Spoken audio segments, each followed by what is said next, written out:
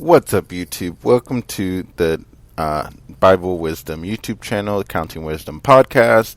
I was recording something, and once again, it wasn't recording.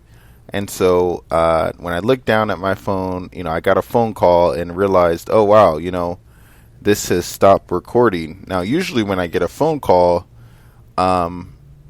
this doesn't stop recording. And so it was kind of strange that this all of a sudden just stopped recording. And so, I was basically in this episode going to make the connection between, I saw an article about how our cities are just booming in that we are starting to expand our cities. And so I wanted to make the connection. It just sparked the thought in me about Revelation, how it says Babylon is a great city. And I do think right now our cities are pretty great as far as, they do look cool, or, they look like they are a great achievement for the human race. But I wanted to make the connection between robotics and artificial intelligence, and making the connection of how we are going to see greater building and, cities. Because when you think about how robots are now, or in the future, very near future, are going to be able to do many things or greater things than even human beings are able to do. When you think about how a robot can, build for a longer than 8-hour shift, most likely, now I don't know initially, but eventually when they figure out batteries, and they figure out how to keep a robot running for long periods of time, or even fast charging, you can have a robot just building a structure just non-stop. And so one of the things that I was making the connection of when I saw the title of this article was that, we are going to have greater cities, I think, in the future, depending on, we don't know how much of, the future God is going to let play out. We don't know how much artificial intelligence and different things like that are going to play out. But I wanted to look at a few verses in Revelation and talk about how it says Babylon is a great city. And then one of the things that I was also looking at in the first verse that I looked at was the corruption that comes with the great city. And I think also there is a connection in the Bible between having a great city and ultimately, there's a connection to that great city bringing on the destruction that comes from God. And so Revelation 14:8, it says, "And another angel followed, saying, Babylon is fallen, that great city, because she has made all nations drink of the wine of the wrath of her fornication." And so one of the things that I was saying in the episode before this cut off, and I didn't realize it was recording, was that it wasn't recording, was that I think, there's strong evidence for the rapture being before the tribulation, because, clearly this verse, Revelation 14:8, it almost implies that, the fornication that's going on, it says Babylon made everyone drink of the fornication, which means that there are things and temptations that are just going to be in play in the last days that are just too tempting to really overcome. And I think, I was making the statement, even though I don't know if the Bible fully says this outright, but I was going to make the connection of how I think one of the judgments could be the fact that people are given over to sexual lust, and fornication. This verse is specifically talking about fornication, and that, they're made to, do things, and, they're in an environment where, lust is just impossible. One of the things that I've noticed on different social media, But even just out and about, and I think many people have been sort of sounding the alarm on this already, but there's more and more things that I think are either sexualized or tempting in some way. And it doesn't have to be about sex, but definitely, this verse is talking about sexual things in general. And so when it says Revelation 14:8, it says, because she has made all nations drink of the wine of the wrath of her fornication. And I think I'm making the connection here. It says the wrath of fornication. It's like, it's calling fornication a wrath. So clearly it is connected to some sort of judgment. But the wording is interesting when it says has made all nations. So it's implied some sort of forced type of thing where it's like, in my opinion, it's more along the lines of, the material, the content that is being produced is just too sexual, too tempting to resist. And so I do believe that, there's a connection between the rapture being before the tribulation, just because, I think that, God may not subject us to an environment where it's over tempting, because there are some verses in the Bible that imply that things can be too tempting, and God will never let us be tempted beyond what we are able.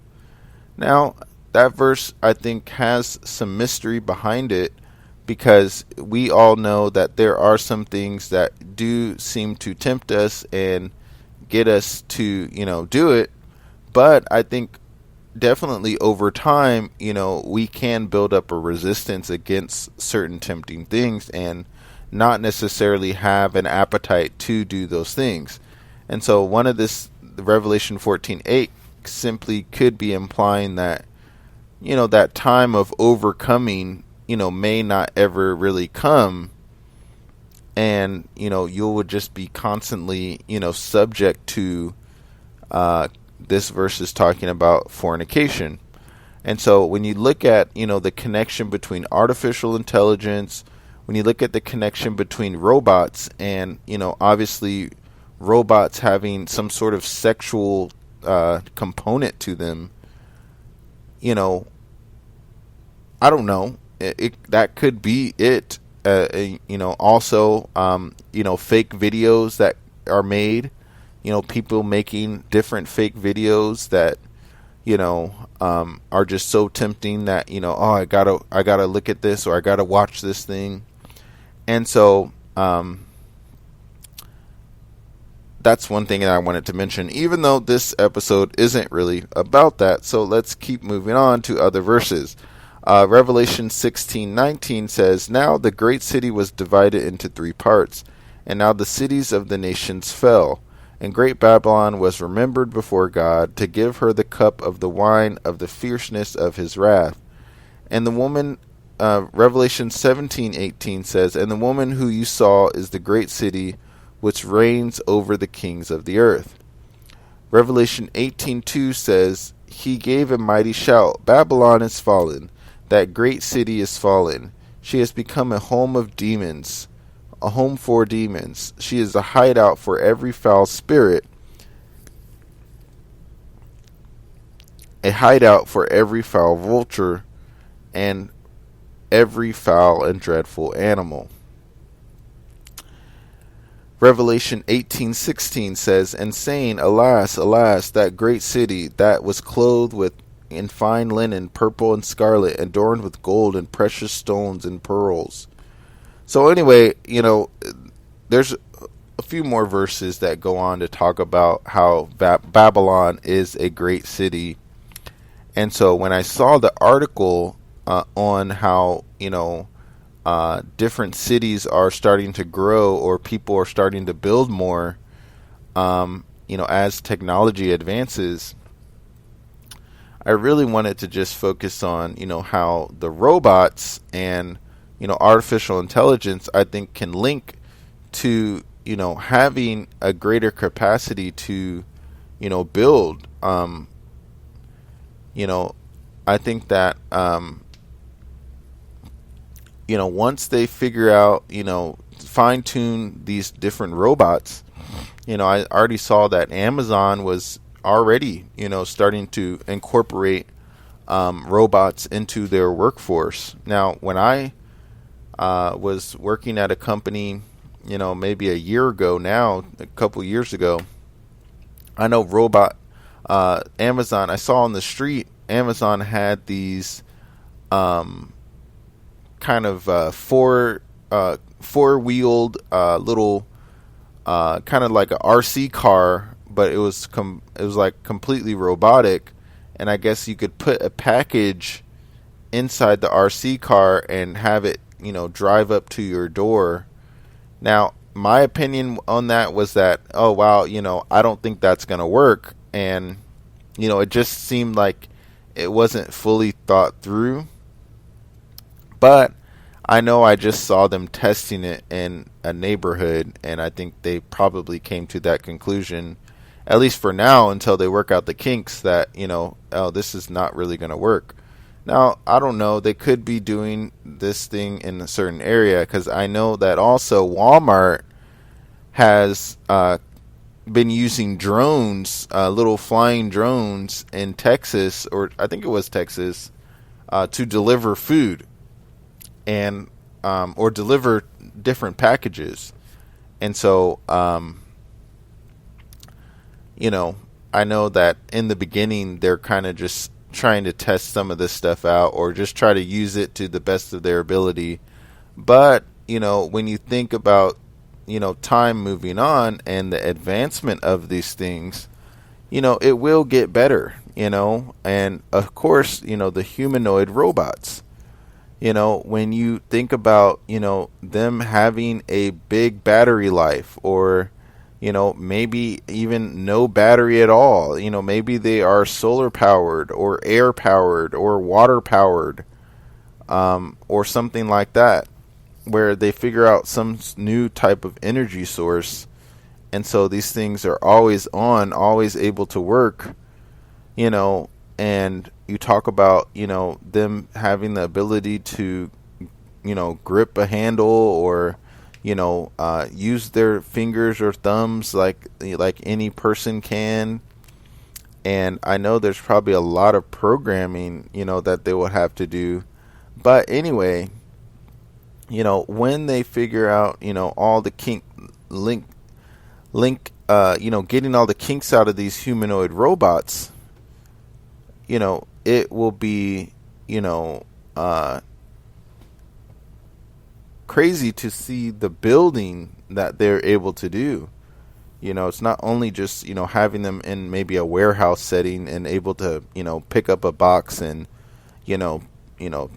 move the box from one area to another, but also, able to pick up a hammer and, put a nail in the ground and, different things like that.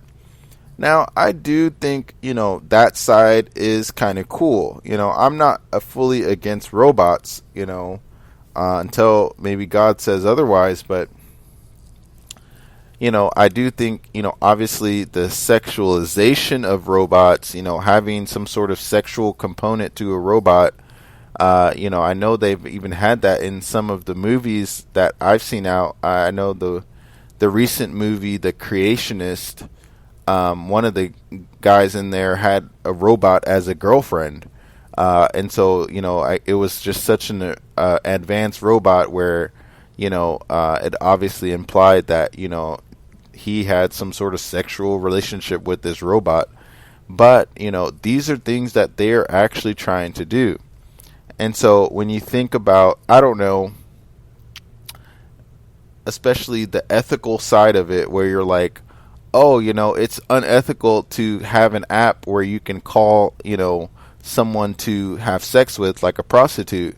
But, they could see it more ethical as, having an app where you can call up a robot that looks how you want it and have sex with it. And so all these different connections, I think, it has a good side where maybe we can build a greater city, but then you can also see, sort of a negative side to it, where now you have um, these more sinful sides of the technology, and really the more sinful side dominating over, even though God ultimately says light does not put out the darkness. I mean, sorry, darkness does not put out the light. But I kind of got that mixed up. But anyway, you know, um, we can see some of the connection of how there's a city being built called Babylon. Now, I do think also Babylon represents, my opinion, is all the cities of the world combined today, like the whole earth.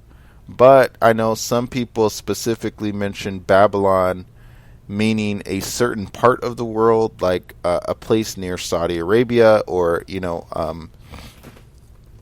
of like where the old city, the ancient city of Babylon was, and it's somehow rebuilt.